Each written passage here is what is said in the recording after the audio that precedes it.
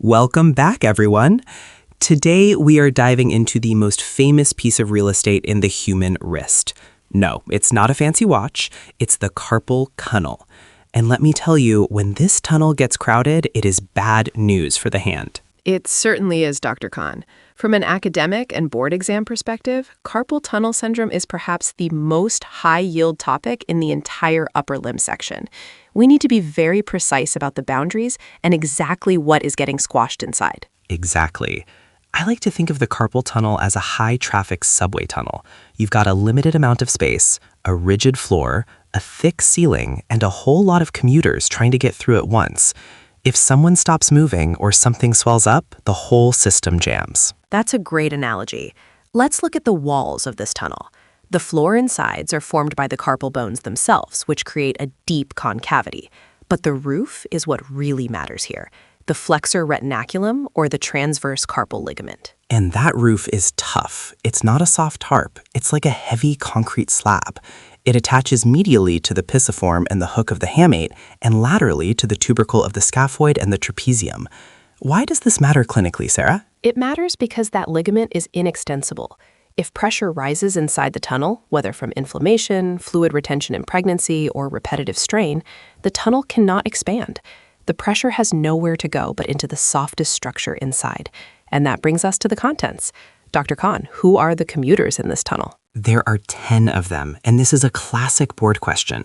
We have 9 tendons and one very important nerve. Specifically, the 4 tendons of the flexor digitorum superficialis, the 4 tendons of the flexor digitorum profundus, and the 1 tendon of the flexor pollicis longus. Then, sitting right there among them, is the median nerve. 10 structures. Students, memorize that. 4 plus 4 plus 1 plus the nerve. Now, the median nerve is the softest structure there. When the synovial sheaths surrounding those 9 tendons start to swell, perhaps from repetitive typing or wrist injury, the median nerve gets absolutely throttled against the flexor retinaculum. It's like being the only person in a packed elevator while everyone else is wearing huge puffy parkas that keep getting bigger. Eventually, you're pinned against the wall. When that nerve gets pinned, the patient starts feeling those classic pins and needles.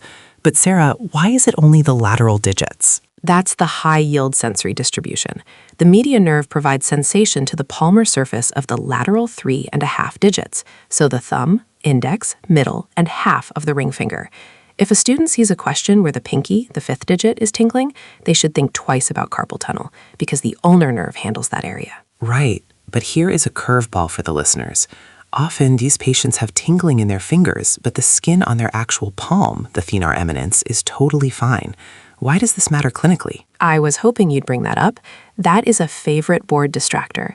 The palmar cutaneous branch of the median nerve actually arises in the forearm and passes superficial to the flexor retinaculum. Since it doesn't go through the tunnel, it isn't compressed. So sensation to the central palm is usually preserved even in severe carpal tunnel syndrome. It's a great clinical clue. Now let's talk about the ape hand. If the compression is bad enough, we move past tingling and into motor loss. We lose the million-dollar muscle, the recurrent branch of the median nerve that supplies the thenar muscles. Precisely. The thenar eminence, the fleshy part at the base of the thumb, begins to waste away. You lose the ability to oppose the thumb. Without a potion, you can't pick up a pen, button a shirt, or use a key. For a patient losing that fine motor control, the surgeon who can decompress that tunnel and restore function truly becomes their doctor of choice. Beautifully said. Clinically, we test this with Phelan's maneuver, having the patient push the backs of their hands together for 60 seconds to see if the symptoms reappear, or Tinel sign, where we tap right over the nerve. It's all about provocative testing of that tight space. And the treatment? Usually we start with night splints to keep the wrist in a neutral position, which maximizes the tunnel's diameter. If that fails, a surgical release involves cutting the flexor retinaculum to literally pop the lid off the box. It's like loosening the belt after a huge Thanksgiving dinner. Immediate relief for the nerve. So, Sarah, what is the one-sentence takeaway for our listeners today? The takeaway is that carpal tunnel syndrome is a compression neuropathy caused by an inextensible roof, the flexor retinaculum, crushing the median nerve against 9 flexor tendons, leading to sensory loss in the lateral 3.5 digits and potential wasting of the thenar eminence. Perfect. Keep those wrists neutral and your anatomy sharp. We'll see you in the next episode.